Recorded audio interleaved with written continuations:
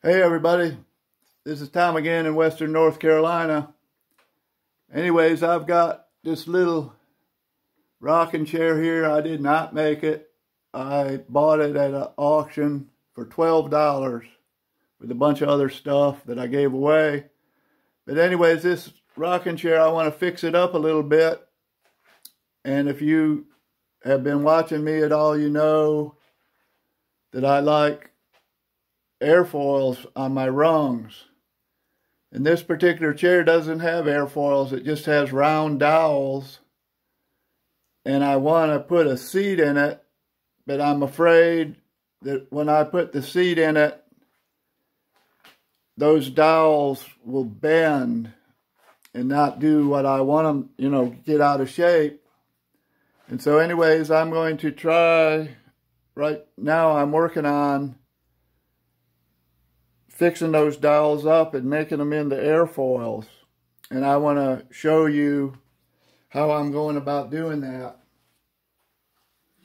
Anyways, I started with some wood, oak wood. And I made some blanks. And I guess I'll show you the finished product, but here's the finished product. See, I got it rounded on this side so it'll fit right in on the rung, and then on the back I've got it made like an airfoil that I normally make. Here's a dowel that's similar to the ones in that chair, and see, I've got that routed out to fit right in there. And what I'm going to do is I'm going to glue this here piece onto the chair rungs to make the rungs stiffer.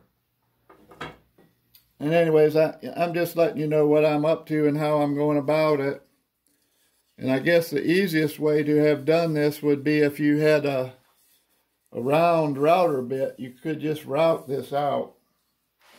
But I didn't have a round router bit.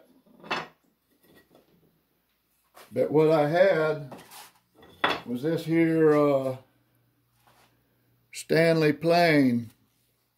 It's a Stanley number 45. Right there's the number. I don't know if you can see it or not, but right here it says Stanley Rule and Level Company, New Britain, Connecticut, USA. Anyways, I got this plane at Country Workshops one time. We were at Volunteer Week, and a guy named Dan Maynard came. He had a big old bunch of planes. And he said that he had brought those planes to give to the people at Volunteer Week, and I picked out this plane as my prize. Here's a couple of books that tell you about these planes and how they work and stuff. And anyways, I hoped that I had a round cutter. This is just a flat cutter, because I did not have a round cutter. And so what I did was I made this piece of wood just a little bit thicker than the rung, so I have a little bit of leeway. But I took this plane here, and using 3 different bits, or 3 different blades, I used the one that's about, in this rung here, this rung it measures 5/8, and so I took a bit here that measures 7/16, and I used that plane, and I went down in there, I guess about 1/8 of an inch or so, and then I used this blade, and it measures 3/8. And I went down in there a little deeper. And then the smallest blade I had was this one.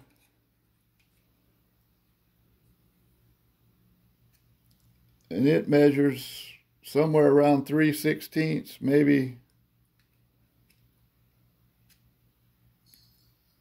about 3/16.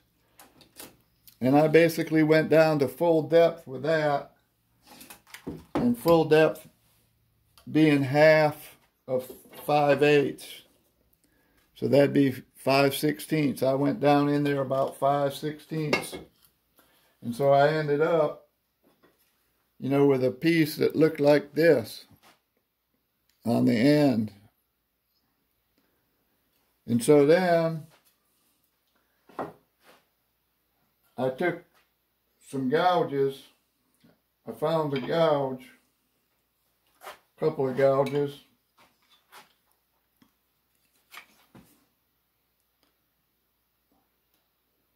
They're not the exact shape or anything, but I was able to use these gouges to get some more of that material out of there, get some of those points off of the steps, whatever they call them in there.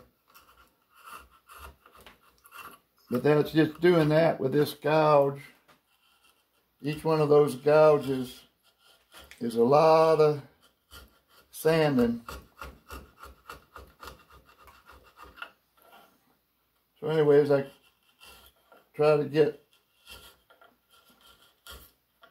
you know, just wasting off wood that I know is going to have to get out of there.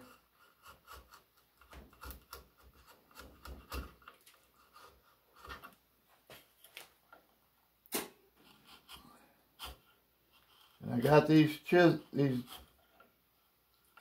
gouges from a guy named John Singleton. He was a student of mine and friend, and he would come to just about every class that I would teach. He would come if he could and make a chair. He passed away several years ago now, and I took care of his woodworking tools in his estate, tried to pass them around, get them to people that would use them, and I picked out some that I thought I could use. And this gouge here is one of them. Anyways, I'm gouging away on here, just trying to get excess wood out that I know's got to disappear.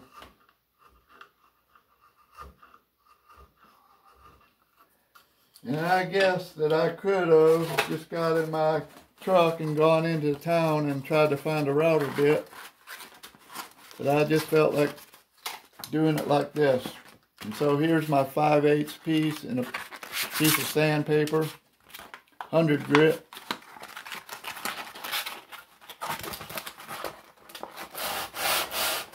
Just put it on there like that.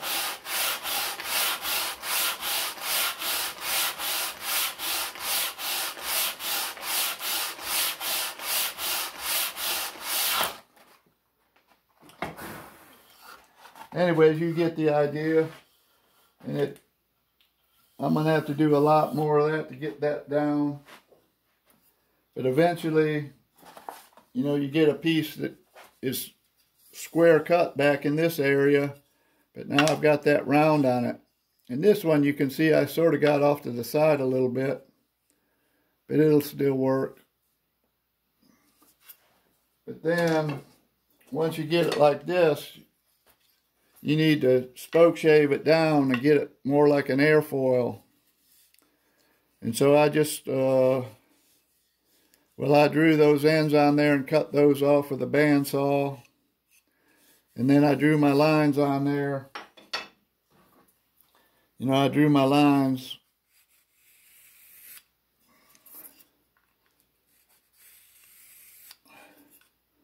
about something like that.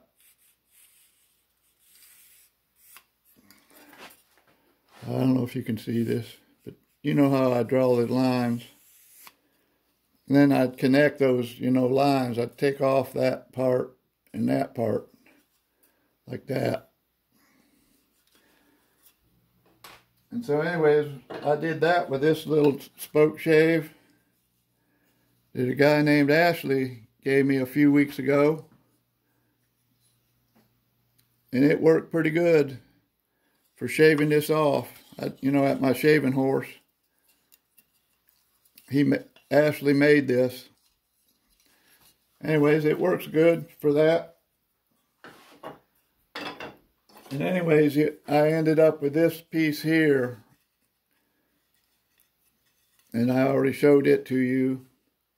And I'm going to glue that, you know, onto the rung of the chair. I'm going to solid glue this, and I'll clamp it, I'll clamp it onto the rung. You know, say this was the rung here, I would clamp it, you know, like that. Maybe in 3 places. And I might even take my little brad nailer and shoot a couple nails in just to hold it steady so it doesn't slip and roll around when I'm trying to glue it. Anyways, I just thought that I'd let you know what I was up to. Maybe I'm in the picture now. You can see me, I'm still living. It's a beautiful day out. It's going to be hot this afternoon. It was cool this morning. I split my 2 pieces of firewood, I think. 2 I split. And I just got done making 2 shaving horses yesterday. And I'm just